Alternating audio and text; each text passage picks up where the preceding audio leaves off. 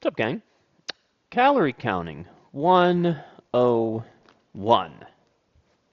Ben Dearman, that's me. Weight Loss Wizard, that's also me. KDR Fitness, you got it. All right, let's get into it. So, what we're going to cover today: pros, cons, benefits, downsides of calorie counting, what makes up your metabolic rate or your metabolism, calibration versus a formula, the other stuff: protein, carbs, and fat, and exercise and carbs. We're going to cover some other stuff too, but those are the big rocks. All right. All right, benefits, pros of calorie counting. First of all, it does give you the greatest freedom in food selection, which is great for some people. Really allows you to dial in what works, feels good for your body. For instance, we give people a portioned templated meal plan that works fantastic for like 99% of people, all right? But that templated meal plan might put you at a little bit low carbs. So for instance, you might feel really good at 300 grams of carbs, which is a lot of carbs, and we only have you on 100 grams of carbs. So this calorie counting really allows you to dial in what feels the best for you, all right? But I do want to point this out, that it does not give you better results than any other type of portion control. Calorie counting does not give you better results than any other type of portion control. It's important you understand that. Great for someone that has a high activity level. You get it. All right, those are the pros. Those are the benefits. Okay, downsides, cons of calorie counting. It's tedious. It's a big pain in the ass, especially if you like to eat different foods all the time. Huge pain in the ass. All right. You got to do it for months. You can't do it for a week or two. You have to do it for months, because there are three parts to calorie counting. There is kind of like counting your calories, there's tracking your calories, and then there's tweaking your calories. All right, we need to do those three things. It can be very confusing, for sure. A lot of times calorie counting is the most confusing diet plan that you can do. It does not give better results than any other portion control. So again, I want to point that out. And you must be precise. You have to be precise with the calorie counting. So what makes up your metabolic rate? You know, that's a great question. So your metabolic rate, there's a couple different things that go into it. So first of all, your metabolic rate is called your TDEE, your total daily energy expenditure. All right, this is a clinical definition called metabolic rate. Great. Your total daily energy expenditure is composed of your resting energy expenditure. That's the amount of calories that you burn at rest. Your exercise activity thermogenesis, that's the amount of calories that you burn through exercise. Your thermic effective food. The thermic effective food is the amount of calories that you burn to digest a particular food item. So let's say that you have 100 calories, so you eat 100 calories. First of all, if it's 100 calories from carbs, protein, or fat, it's going to cost a different amount of energy for your body to break down. So for instance, if you have 100 calories of protein, it's going to cost about 20 calories to break those 100 calories down, which means you have a net of 80, all right? If you have 100 calories of carbs, it's going to take about 7 to 10% of that, so it's going to take about 10 calories to break that down, so you have a net of like 90. And if you have fat, it's going to be around the same for fat as it is for carbs. So again, if you have 100 calories, you're spending 10 to break those 100 calories down, so you have a net of 90, all right? That is very important that you understand your thermic effect of food. The take-home point for thermic effect of food is basically just, if you eat 100 calories, you do not absorb those 100 calories. You have waste. Nobody absorbs 100% of what they're eating, so you have waste. And then you're also going to have the energy it costs you to actually break that food down, all right? The last thing that goes into this is non-exercise activity thermogenesis. This is neat. This is walking around. This is fiddling. This is doing house chores. This is basically just living your life. All right, so it's non-exercise activity. Roughly 70% of all the calories that you burn in the day is controlled by your resting energy expenditure. Okay, so don't think of resting as like sleeping. Think of resting as literally just kind of like resting, right? Like hanging out, watching TV, sitting around doing work, that kind of stuff. What goes into your resting energy expenditure is your muscle mass, how much muscle mass you have on your frame. More muscle, higher your calorie burn at rest. Your NEAT, so I'm kind of like fidgeting while I'm doing this video. All that extra fidgeting burns extra calories. All that walking around, you get 3,000 steps versus 12,000 steps. You're burning more calories taking 12,000 steps than you are 3,000 steps. Moving easily. I like to think of it as moving easily, right? Exercise is moving hard, and walking around or neat is moving easily. You should spend the majority of your time moving easily, not moving hard. Then we have age.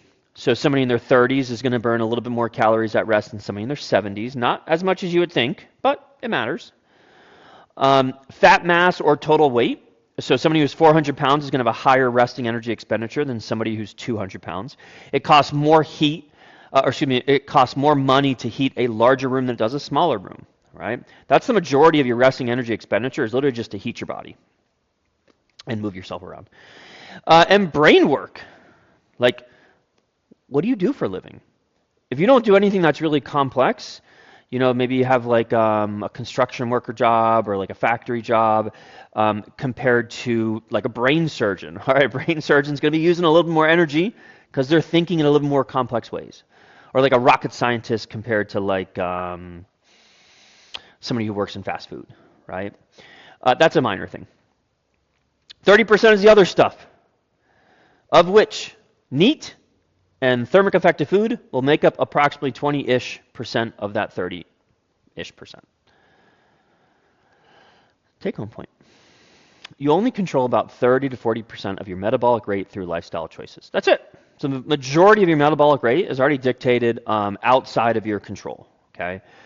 You can, over time, control slightly more by increasing muscle size, walking a little bit more, sleeping a little bit more, that kind of stuff. But in the grand scheme of things, the majority of your metabolic rate is already determined. So I want you to understand that. What goes into your metabolic rate, okay? There are two ways to go about figuring out baseline calorie burn and intake. Why this is important, why you need to understand this, is because if you have a diet that's 2,000 calories where it's mostly protein versus a diet that's 2,000 calories and it's mostly carbs, those 2,000 calories are going to be treated a little bit differently in your body. If you're eating 2,000 calories at 6,000 steps versus 2,000 calories at 12,000 steps, that's different. If you're eating 2,000 calories at 25% body fat and you're eating 2,000 calories at 18% body fat, that's different, right? So that's what you need to understand what makes up your metabolic rate. It's not just you moving around, okay? All right, two ways to go about figuring out baseline calorie burn and intake. There are more than two ways, but we're just going to focus on two ways because the other ways are total bullshit. And these are the only two ways that we found that really work well in the clients that we work with.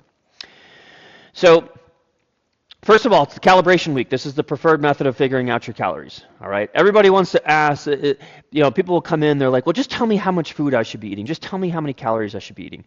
And we can't really tell you how many calories you should be eating if you don't even know how many calories you're currently eating. Okay. So big problem with that.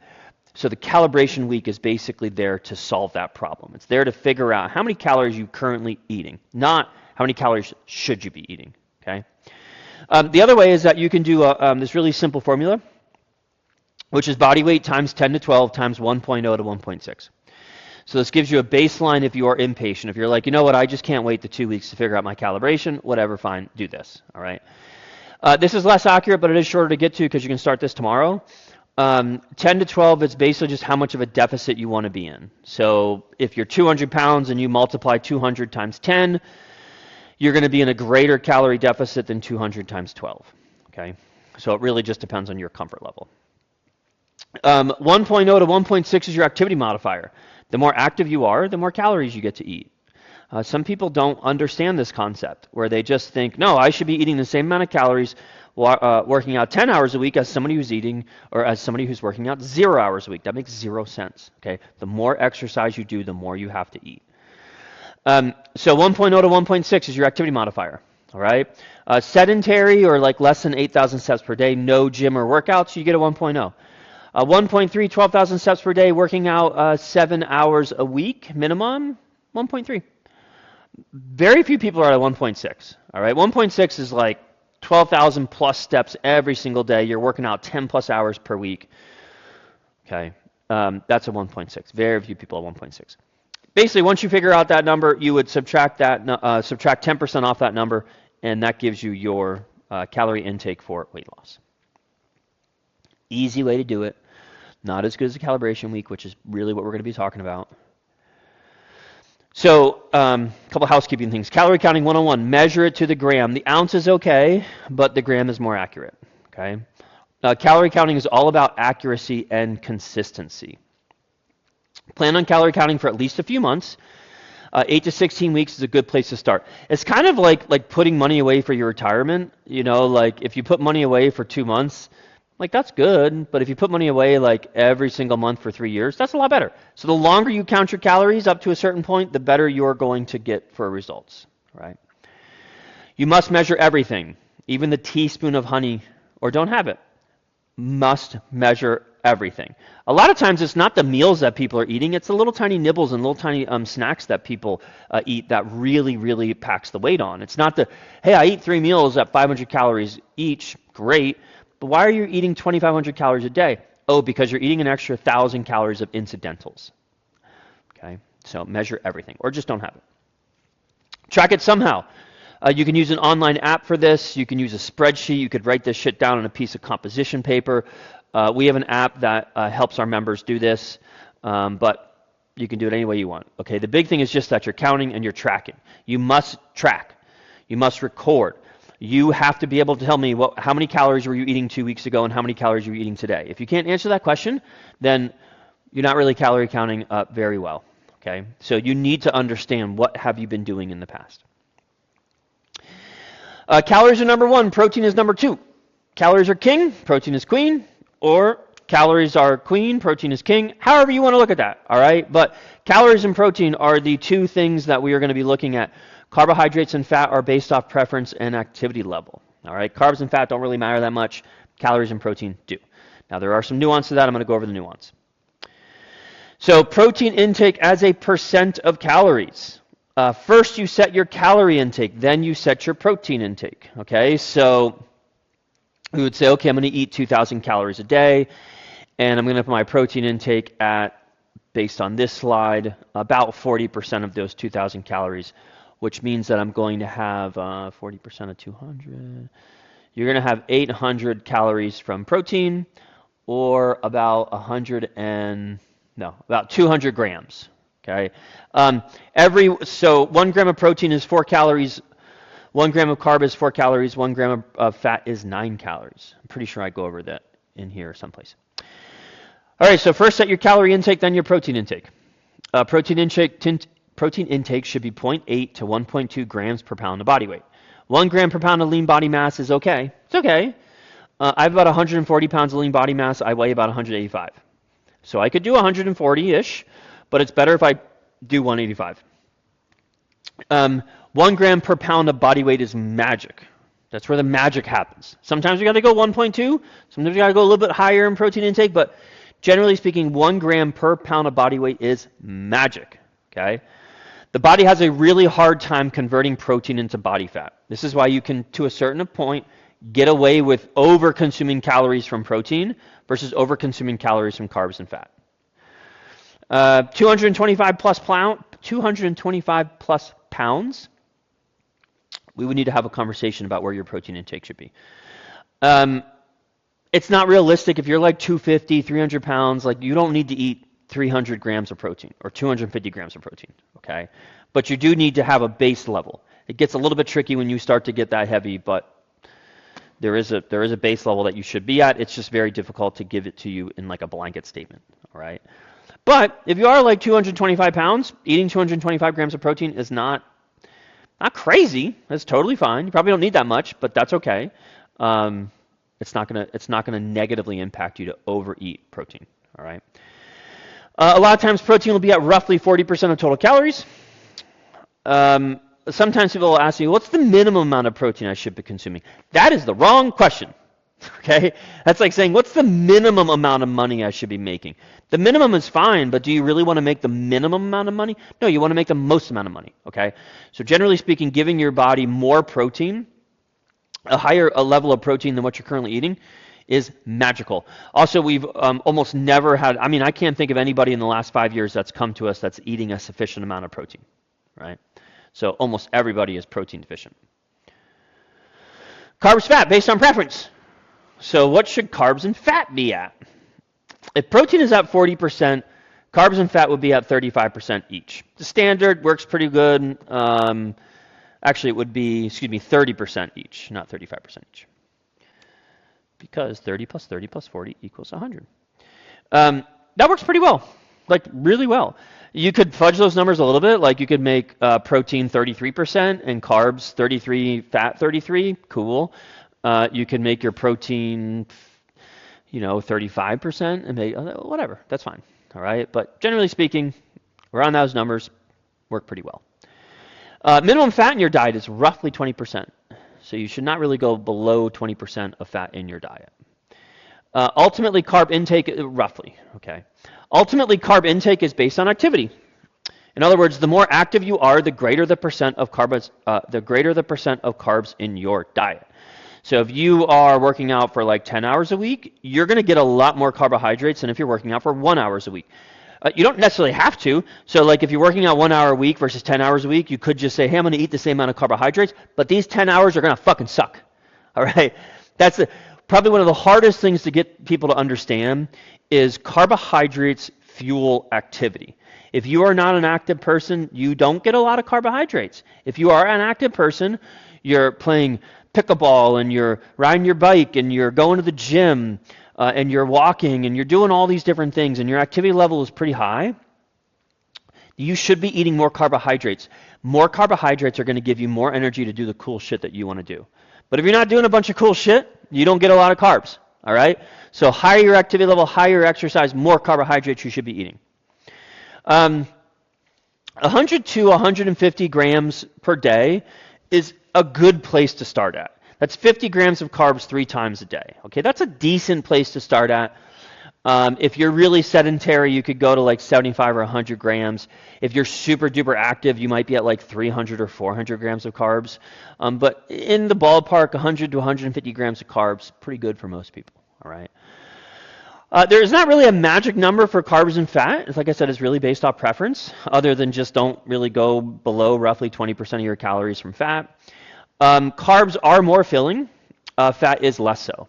So if I give you like 150 calories of fat in this hand, and I give you 150 calories of carbs in this hand, there's going to be a lot more food in this hand than there will be in this hand.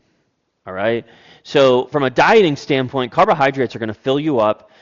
They're going to be a little bit more satiating. You're going to have a little bit better of a result, generally speaking, eating a little bit more carbohydrates than fat. All right? And if given the choice, most people want to eat carbs over fat anyway, because it tastes yummy, right? The other stuff, higher the protein, the better. I think I've kind of already hit that. There is no protein sink. Your body cannot store protein. So what does that mean? Well,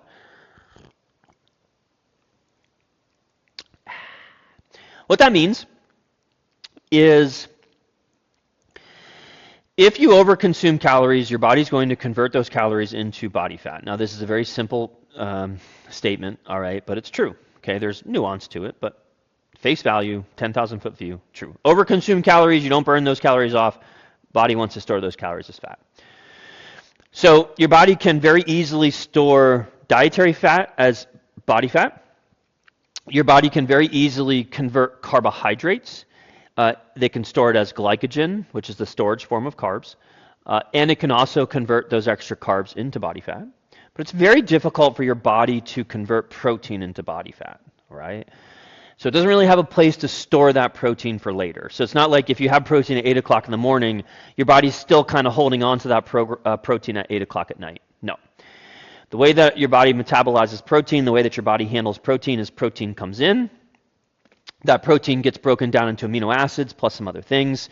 And then the body basically just looks around and it says, all right, can I use these amino acids right now? Can I use this nitrogen right now? Can I use these chemicals right now that I got from protein or not? If it can, it's going to do some shit with it. If it can't, excretes it out. Burns it off, excretes it out. All right? So if your goal is to maximize muscle building, you do want to have protein coming in every couple hours. As soon as you wake up, and then every couple hours, every 3 to 4 hours, you're having some type of protein come in. All right? Generally speaking, the quantity of that protein every couple hours should be a minimum about 30 grams of protein. Also, you can't really, sometimes you'll see something that says like you can only absorb so much protein at one time, right? And without going too much into the weeds with that, that's not 100% accurate. You could theoretically have all of your protein at one meal and be okay. It's not ideal, but you could be okay, all right? So if somebody ever tells you like, well, you can't absorb more than 30 grams of protein at once, not 100% true. Not totally wrong, probably more wrong than it is true, but you just pat that person on the head and give them a hug and say, I love you, okay? So for muscle building, protein should be spread out every 2 to 3 hours, 3 to 4 hours, and you're having a minimum 30 grams of protein. And that would be like a minimum. That'd be like Jamie's size protein serving, okay? My size protein serving, I need about 40 or 50 grams of protein every couple hours. For weight loss, it really doesn't matter. Just get your protein intake. Spread it out, will be better. 2,000 calories of processed food is not the same as 2,000 calories of healthy food. The more something is processed, the less calories your body will spend digesting it. So let's say that you take a meal, let's say you take a 500 calorie meal over here, and you take that same 500 calorie meal and you blend it up. You put it into a blender, right? So it's the same thing. It's just this is all of the food in like its whole shape, and this is all the food blended up. Even though it's the exact same calories, exact same food, the fact that you did a little processing of that food, meaning you blended that food up, means that your body is going to spend less calories digesting that food. We do not, from a weight loss standpoint, we do not want your body spending less calories digesting food. We want your body spending the most amount of calories digesting food. Now, from a muscle building standpoint, there's a little different story, but from a weight loss standpoint, most of you watching this want to lose weight. We want your body spending the most amount of energy to be able to digest that food down. So big reason why you want to stay away from processed foods. Already processed for you. Easy to digest. All right, calibration week. This is the best way we have found to count calories because it addresses your unique body/metabolism. All right. This is basically like making a budget based on what you earn and spend is probably a better way than just saying, I should save $500 every month. Maybe you don't have $500 to save every month, okay? So by doing the calibration week, it essentially allows you to figure out exactly how many calories you are consuming currently, and then we're going to compare that against a bunch of things we're going to track, and that's going to allow us to be able to figure out your maintenance level, which is incredibly important. I want to talk about that. So this does take a little bit longer to figure out, but the extra time is 100% worth it. All right, determine your baseline intake/burn, i.e. calibration. This will take 7 to 14 days to determine. Do not mess this step up. Do not mess this step up. Everyone wants to skip it. Everyone's like, well, just tell me how much food I should be eating. I'm telling you right now, if you do this calibration period, you're going to have much better results. This is arguably the most important place to start, i.e. determining your current intake. Again, it's much easier to determine your current intake and go from there, rather than you just say, oh, I should be eating A, B, and C, okay? Okay, protein and carbs, 4 calories per gram. Fat equals 9 calories per gram. Remember that, all right? It's very simple to find out. You just Google that shit. So like if you're like, hey, I had 150 grams of protein today, I had 150 grams of carbs, and I had 47 grams of fat. Okay, you have to take those grams, those 150 grams of protein, and you must then convert those grams into calories, okay? Part of one of the tedious things of calorie counting. All right, let's see here. Protein, carbs, 4 calories. All right, you're going to track your steps. You're going to track your sleep. You're going to track your hydration. You're going to track your weight. Obviously, you're going to track your calories. You're going to track your food, okay? For the workout piece, ideally, I want you to drop that out for the 7 to 14 days.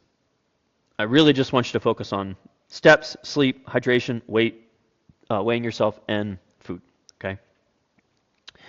As far as weighing yourself, do it first thing in the morning after you go to the bathroom before you eat or drink any food. Do it naked. Make sure you write it down. You need to make sure you write all these numbers down because the whole point of this is that we're tracking what you're currently doing to be able to refer to back to, all right?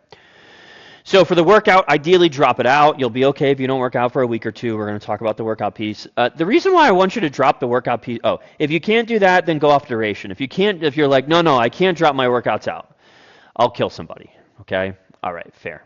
Then what you're going to do is you're going to go off duration. So for instance, let's say you go to the gym 4 days a week and you're there for an hour each time. Okay, so that's 4 hours of exercise per week. That means that the next week you have to get 4 hours of exercise per week. This isn't as accurate as I would love it to be, but as far as the exercise piece goes, we're going off of duration, all right? Consistency. So big reason why I don't want you to, big reason why I do want you to drop your workouts out while we're figuring out this calibration is if I give you a recipe with 3 ingredients and 3 steps, it's really easy for you to replicate that recipe, and it's also really easy for you to make it in general, okay? It's hard for you to mess it up because there's a low amount of ingredients, there's a low amount of steps, all right? So the 5 ingredients that you need for weight loss are steps, which essentially take care of your non-exercise activity. We need to understand what your sleep is like. If some days you get 8 hours of sleep and some days you get 4 hours of sleep, that's a big deal. We need to understand what your hydration is. A gallon of water weighs about 8 pounds. So if one day you have a gallon of water and the next day you have a half a gallon of water, the next day you're going to wake up, you're going to be 4 pounds lighter. You didn't lose 4 pounds of fat in 24 hours. You lost 4 pounds of water weight, all right? So we need to keep that hydration level the same because fluctuation in hydration level is going to hide any weight loss that, in or gain that we're having, okay? We need to track our weight because if we want to lose weight, we need to be tracking the thing that we want to change. And then obviously we need to be keeping track of that food, right? Okay, so we take the workout piece out because it's already complicated enough, and the workout piece just adds more complication onto it. We're going to talk about how to put the workout piece in later, okay? But just for right now, for the calibration week, we're really just trying to get this recipe with the least amount of steps and the least amount of ingredients possible. All right, why is this step important? Why is calibration so important? Well, maybe you just need to move a little bit more, not eat less. In other words, maybe you're eating like 1,800 calories a day, but you're only walking 4,000 steps. Okay, cool. Can you walk from 4,000 steps to 8,000 steps? Then you probably don't need to eat less food, all right? So there you go. Maybe you need to sleep more. Maybe you realize that, geez, like some nights I only get 4 hours of sleep and some nights I get 8 hours of sleep. Man, on the nights where I get 8 hours of sleep, I wake up the next morning, I always weigh less. On the nights where I get 4 hours of sleep, I wake up the next morning, I always weigh more. You got to get more sleep, all right? Again, we're looking for these patterns. Maybe you just need to weigh yourself daily. You know, that it's always kind of funny to me, somebody who come to us, they'll be like, hey, I want to lose weight. I go, great, how much? And they're like, I want to lose 50 pounds. I go, great, I need you to weigh yourself every day so we can track the progress that you're going to be achieving, and we can measure that progress against the efforts that you're putting in. And then they'll kind of follow it up. Sometimes they'll be like, well, that's really bad. I don't want to weigh myself every single day. If you're not willing to track the thing that you want to improve, how do you know that the thing that you want to improve is actually changing? Okay, so you have to track the thing that you want to improve, all right? Sometimes just stepping on the scale in and of itself causes people to lose weight because they know they're going to step on the scale tomorrow, right? Let's see here. Maybe you eat enough calories, but your protein is too low. So maybe 1,800 calories is great, but your protein intake is at 100 grams, and you need to get to 160 grams at 1,800 calories. Okay, protein too low. We got to get that protein up. Eat a little bit less carbs, a little less fat, a little more protein. Calories stay the same. You will lose weight. Maybe you are someone that has a slow metabolism. You're like, man, I walk 10,000 steps a day, and I eat 1,200 calories, and my weight doesn't go anywhere. All right, you have a slow metabolism then. You have to walk 14,000 steps. I don't know what to tell you, okay? This is going to help figure it out, though. I could tell you that you should save $5,000 a month, but if you only make $4,000 a month, that shit won't work, all right? So this is why the calibration is so important. Everybody wants to be told what to do. It's much better if you figure out what you're currently doing. Then we can go from there, all right? So this will determine your real-world burn versus using a formula. Your real-world burn will always give you a better idea of your total calorie intake and burn rather than just a random formula, okay? So again, to go over this, calibration, next 7 to 14 days, longer is better. You're going to track your calories in an online app or a piece of paper, spreadsheet, whatever, Excel, however you want to do that. You're going to track your steps. You do need to use a wearable step tracker, not your phone. If your phone worked, I wouldn't be making such a big deal of putting a watch on your wrist. Sorry, that was a little aggressive. Everybody always asks, can I use my phone? No, you can't use your phone. Because as much as you have your phone with you, your phone is not with you 24/7. But your arm is. So if I put a watch on your arm, and every single time you're moving your arm around, it's counting those steps, that's what we want, not your phone. So go get a $70 Fitbit. Okay, $50, $70 Fitbit. All right. Track your sleeps. Track your sleeps. Track your sleeps in terms of time in bed. Weigh yourself and track it. That's an obvious one. Drink the same amount of fluid every day. This should really be about 1 ounce per 2 pounds of body weight. So if you're 200 pounds, you would drink 100 ounces of 0-calorie fluids. No alcohol for this period of time. Shit, some of you are going to just drop a bunch of weight just because you're dropping the alcohol out. Okay, so no alcohol. All right, inevitably somebody's going to ask, well, if I count the calories from alcohol, why can't I have the alcohol? Because it's not so much the calories from alcohol that does you dirty. It's the calories from alcohol, and it's the impact of your sleep.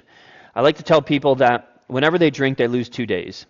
They lose the day of their drinking, and then they lose the next day, right? So no alcohol. If you can't go without alcohol for 1 to 2 weeks, and I think we might have found a problem. You're going to drop your workouts or keep the duration the same. So if you're currently working out like 4 hours a week, then you need to keep that duration the same for the next 2 weeks. All right. Do not mess these steps up. Don't do it. At the end of the calibration period, actually, let me back up. Once you establish your baseline, okay, so at the end of the calibration period, you're going to have a couple things that are going to happen, right? We're going to go over that. But first, at the end of that calibration period, did you mess this process up? So here's how we figure out if you messed the process up. You're going to compare your, this isn't, messing the process up would essentially be not counting accurately, okay? This is more about what we need to change right off the bat if we see some problems. So right off the bat, I want you to compare your average calorie intake with your actual calorie intake. They should be within 10% of each other. So for instance, if you ate a total of 14,000 calories over a 7-day period, your average should be 2,000 calories each day. Is it? Or are some days your calorie intake is 1,000 calories and some days your calorie intake is 4,000 calories? You need to get that shit closer together. Okay? If you're at 14,000 calories total over the week, that means that your average calorie intake should be 2,000 calories per day. You need to be within 10% plus or minus of that 2,000 calorie every single day. All right? If your average step count was 10,000, so meaning 70,000 steps over the entire week, but your actual step count varies between 6,000 and 14,000, you're too inconsistent with your activity. You need to tighten it up. So it should be 10,000 steps, assuming it's 70,000 steps, it's 10,000 steps plus or minus 10%. All right? You are going to do this for each variable. Okay, so you're going to average your calories, but if you had highs of 3,000 and 1,400, you need to bring it closer together. Okay, you're going to do that same thing for your water intake. You're going to do that same thing for your weight, right? The weight is a super important thing. So at the end of the day, weight loss is all about playing the consistent averages while keeping the highs and lows within 10% of that average. So it's really not having really big peaks and valleys. It's about having that average and then staying just right around that average. Okay? All right. So at the end of the calibration period, your weight will have done one of three things. It either went up, it went down, or it stayed the same. Okay? You need to look at averages with this as weight fluctuates daily. So what was your average for week 1? Let's say it's 185. Okay, what's your average for week 2? It's 183. Now you might have highs of like 200 and lows of like 179, but your average is 185 on week 1 and your average on week 2 is 183. That's what we want to see. Average on week 2 is less than the average on week 1. Okay, not the numbers, but the averages, all right? And you're going to do that for everything. So averages also mean averages for calories, steps, sleep, and water, okay? If you started day 1 at 180 and you ended at 177 on day 14, and your average weight for week 2 was lower than your average for week 1, congrats! You nailed it. You got like a bullseye on your first shot. Paying attention to the 5 horsemen of results, sleep, hydration, food, weighing yourself, and steps is what you need to do. That's what you need to do. Pretty simple. Okay, you won the lottery in this particular regard. Continue with your current lifestyle and tracking things, and you will continue to lose weight. All right. If your weight stayed the same, that's awesome too, because you now know your maintenance intake, and this is very powerful. In other words, you know that when you walk A, sleep B, eat C, drink D, my weight stays the same. That is incredibly powerful because you have no idea what to do to maintain your weight right now. Very powerful. Why figuring out maintenance is so powerful? Figuring out your maintenance calories essentially allows you to create a budget to stay at your current body weight. I know that's not the goal. In other words, the goal isn't to stay put, but maintenance is always the goal. The goal is not to lose 20 pounds and put the 20 pounds back on. The goal is to lose 20 pounds and keep 20 pounds off for the rest of your life. Maintenance is always the goal, all right? If you know when you do A, B, C, D, E, you stay at your current body weight, then it's as simple as moving 10 to 20% more or eating approximately 10% less. This is what makes weight loss so simple for our clients because we take the time to do this stuff. All right. So, what happens if your weight goes up?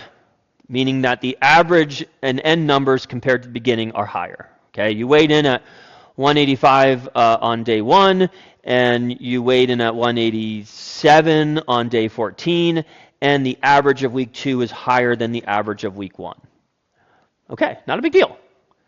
We're going to reduce your calorie intake by 10 to 20%. Or we're going to increase your activity by 10 to 20%. Do not do both. You need to do one over the other. You never address food and exercise or activity at the same time because then we don't know which one gave us our results. So we do one, we address nutrition for a couple weeks, see what happens, and then we have to address the other one, then we address activity. So we're always going back and forth, okay? This is assuming that your protein is accurate. Let's say that your weight goes up, and let's say that your protein intake is 20% of your total calories and it's less than 0.8 grams per pound. Then what I want you to do is I just want you to keep everything the same, and let's just say you're eating 2,000 calories. I want you to keep everything the same, but what I want you to do is I want you to get your protein intake up to where it should be, at the same calorie level, all right?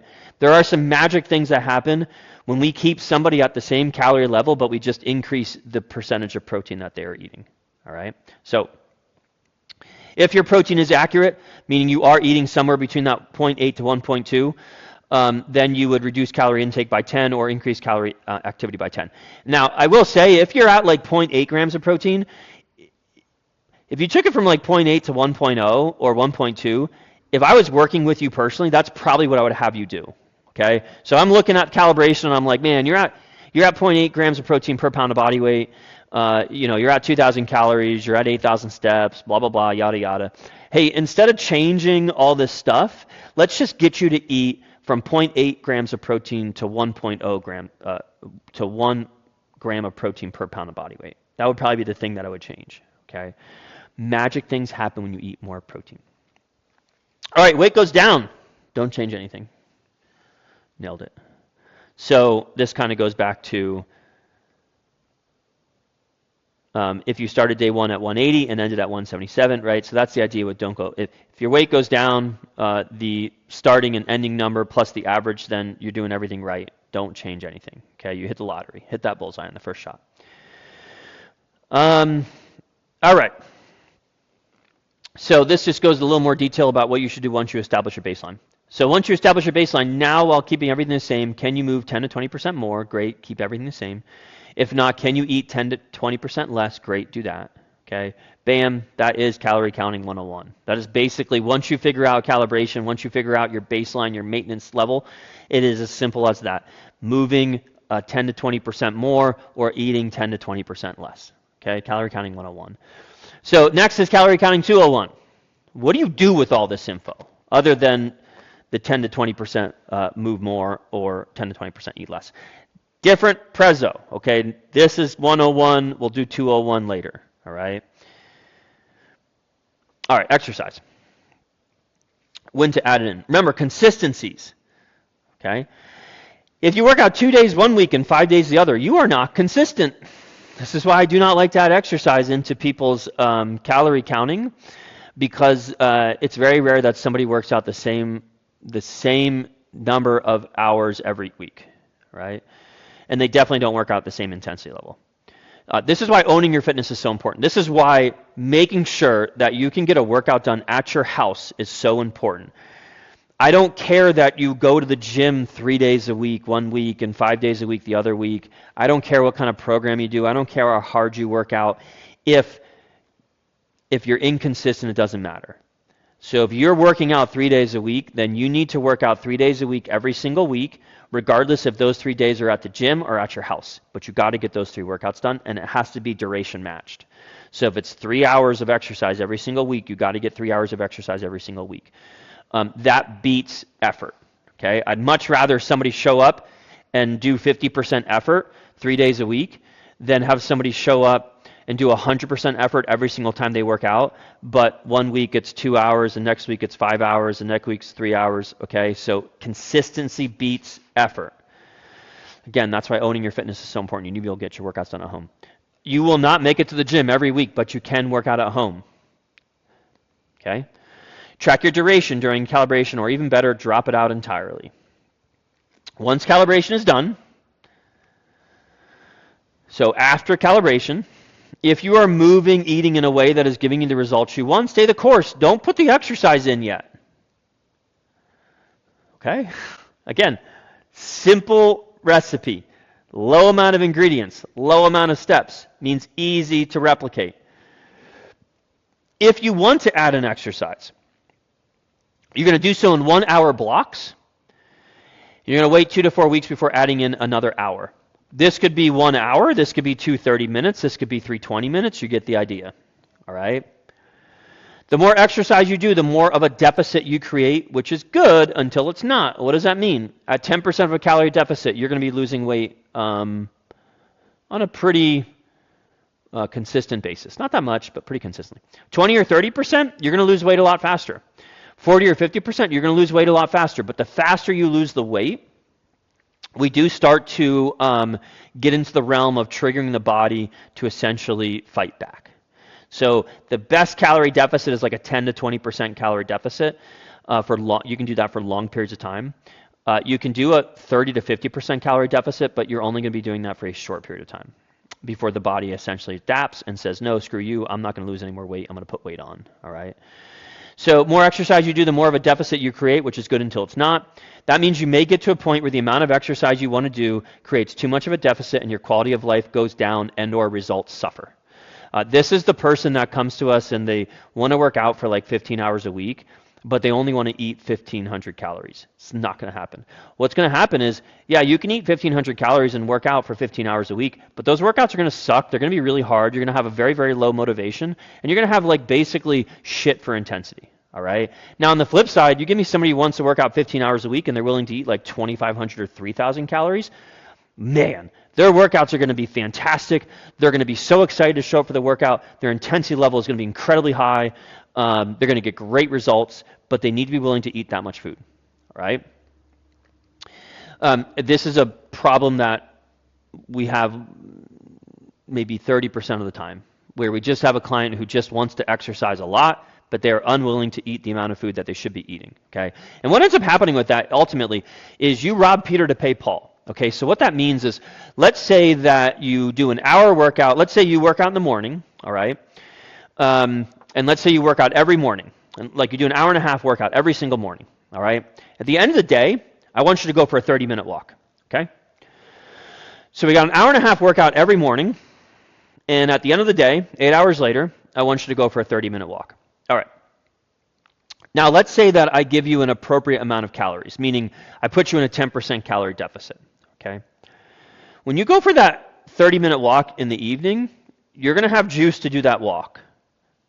It's not going to be like incredibly fast or anything like that, but you'll have plenty of energy to get out and do the walk. You'll also have plenty of energy after your hour and a half workout in the morning to basically do everything that you want to do. You're not going to like be tired at noon or 1 at a roughly 10% calorie deficit. Now, let's talk about what most people want to do. Most people want to like, oh yeah, well I'm going to work out for an hour and a half in the morning, and I'll go for a 30-minute walk in the evening, and I'll just eat 1,200 calories. Okay. Well, what's going to happen there is, first of all, after your hour and a half workout in the morning, you're going to be pretty tired, which is why you just want to suck down caffeine. Okay? So you already took a bunch of energy that you had to spend over here, and you grabbed that energy and you brought it over here to spend during your shitty workout with no intensity, dragging, and basically giving yourself the shakes as you're driving into the gym saying, oh my God, I really don't want to do this workout. Then your 30-minute walk needs to happen in the evening. And there's like a 50% chance that you're going to have enough energy to get up off the couch to go for that 30-minute walk. And when you do go for the 30-minute walk at 1,200 calories a day, with an hour and a half of exercise in the morning, that 30-minute walk, maybe you cover a half a mile. Versus you eating 2,500 calories, everything else stays the same. You do like 3 miles in that half a mile walk. So giving your body more energy, literally more calories, literally gives you more energy to do all the shit that you want to do in life. All right? So Calorie Counting 201 would basically just be all of the stuff that we didn't cover today. So 201 is a totally different prezzo, okay? Tracking is one piece of the calorie counting puzzle. Recording is the other piece, okay? But tracking and recording are worthless if you don't adapt. Those are the 3 stages of calorie counting. First, you must track, then you must count, track, however you want to look at it. Then you must record, and then you must tweak it based on the results you're getting, all right? How to adapt calories to ensure the plan is working, keep that plan working, or jumpstart results would be Calorie Counting 201. Also, adjusting calories related to exercise and activity would be 201. We're going to save that for another day.